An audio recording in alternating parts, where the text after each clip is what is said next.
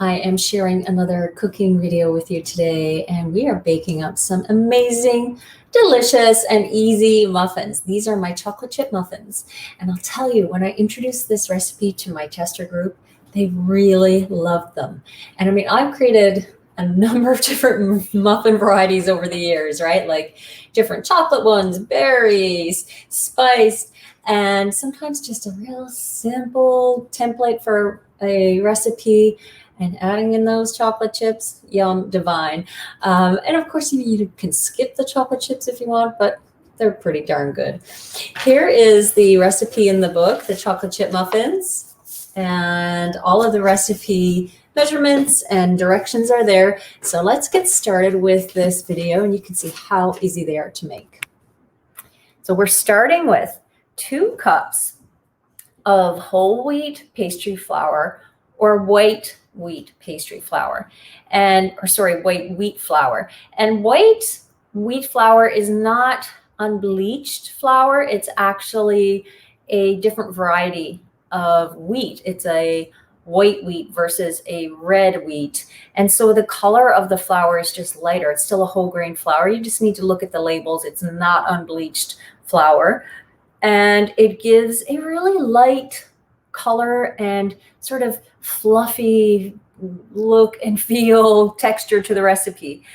So I really recommend it if you can find it. And if you can't, whole wheat pastry flour. That's actually what I'm using today. And we're adding a cup of almond flour or almond meal. And sometimes almond meal has a little bit of like a lumpy texture, especially if it's been in the freezer, which mine has, which is a little tip for you. If you're storing almond meal or almond flour for some period of time, it's really a good idea to pop it in the freezer to keep it fresh, and it won't go rancid as it can go in room temperature in those warm months of the year.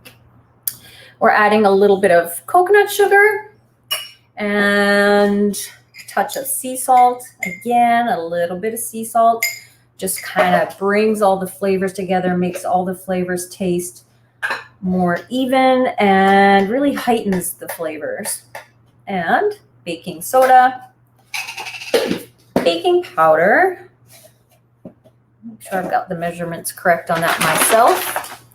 Oops, no, I need a little bit more baking powder. It's 2 teaspoons of baking powder.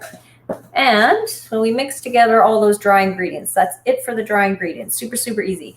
So if you want these nut-free, I would recommend that you do maybe a 1/2 cup of hemp seeds with a 1/2 cup of pumpkin seed meal.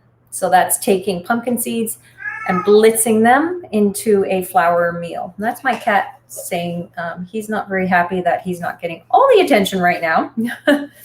And now we're adding the wet ingredients. So we've got a cup of plain or vanilla non-dairy milk. You can use whatever you like. My favorites for baking tend to be organic soy, oat milk.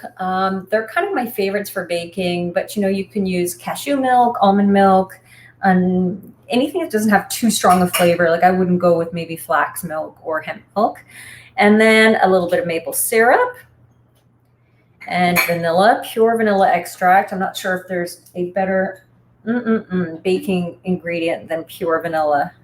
It just smells so enchanting. The aroma of vanilla is, I don't know, very magical to me. So 2 teaspoons of that. And that is our wet ingredients. We're going to mix this together.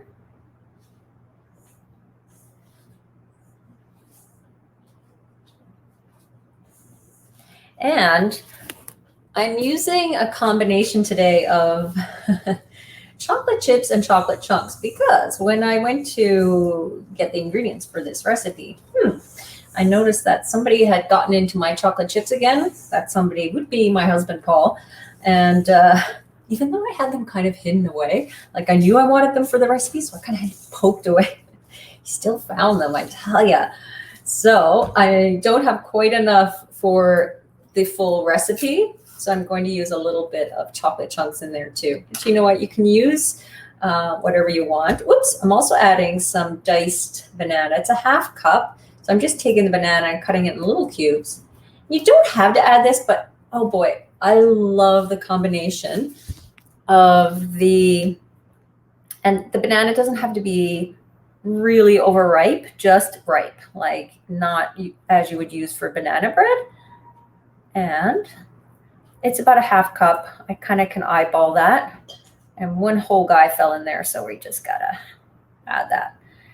It really is a nice combination with the chocolate chips to have like those tiny bites of banana in there.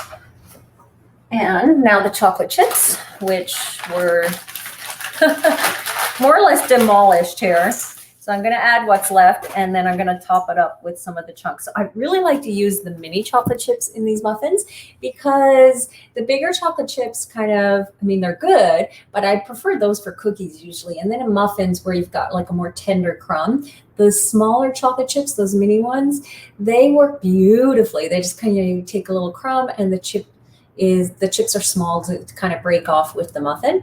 But again, your preference. So you can use a larger chocolate chip or you can use these chocolate chunks, which I'm also using today. So I've got a little bit of those. And I'm going to throw a few of these in and then top them off on some of the tops of the muffins because they're really big. Oh boy. Yeah, that's what happens. And then we're going to scoop them into a parchment lined muffin pan. These are parchment liners, and I find these especially good for oil-free baking. The muffins won't stick to them, whereas regular liners, the muffins tend to stick. So have a look out for those parchment liners. And an ice cream scoop is your best tool for measuring muffins and getting them into the liners. Like, it's almost perfect. Measure a little bit high and you'll get pretty much the right amount in there. And of course, if you want to make these bigger, you can. Do I have a full 12 yield in this? Just trying to see. Yes, I do. Sometimes I tend to make the muffins really big. And if I do that, I just measure them in a little bit bigger and bake for another couple of minutes. If you want to make mini muffins, you can also do that. I find mini muffins, again, I've really overfilled mini muffins. They should take maybe 13 minutes. Or 12 minutes, and I tend to overfill them and they take about 15 minutes. So you can play with that. Start with the original recipe, get used to how that works, and then, modify, change as you want. There we go. The batter in these is really good because the almond flour adds a really nice consistency. There. And then I'm going to top off with a few of those little extra chocolate chunks just because some of these guys didn't get many chocolate chips. And there we are. That's it. One for me. I highly recommend you do the same. Okay, these go into the oven and I'll be back to show you how they look once they're baked. Okay, hang tight. We'll be back soon.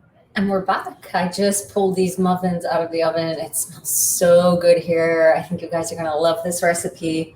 They're still hot. I'm going to pull one or two out to show you though.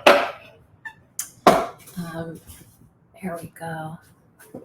So they're still pretty hot, but my hands are used to, they've gotten very conditioned to the heat of cooking. My kids are like, Mom, you have hands of steel. What are you doing? But they have a really beautiful, just lightly golden, really nice crumb. Oh my gosh, they're so fragrant. And like I said, these were such a favorite with my testers. So I hope that you really love them too. Give them a try. You can also customize with a little bit of warm spices, like a little bit of cinnamon, freshly grated nutmeg. That would be really nice as well. Have fun playing with the recipe. Enjoy, and I'll be back with another video. Enjoy Dreena's Kind Kitchen, and thank you again for supporting. Okay, bye-bye.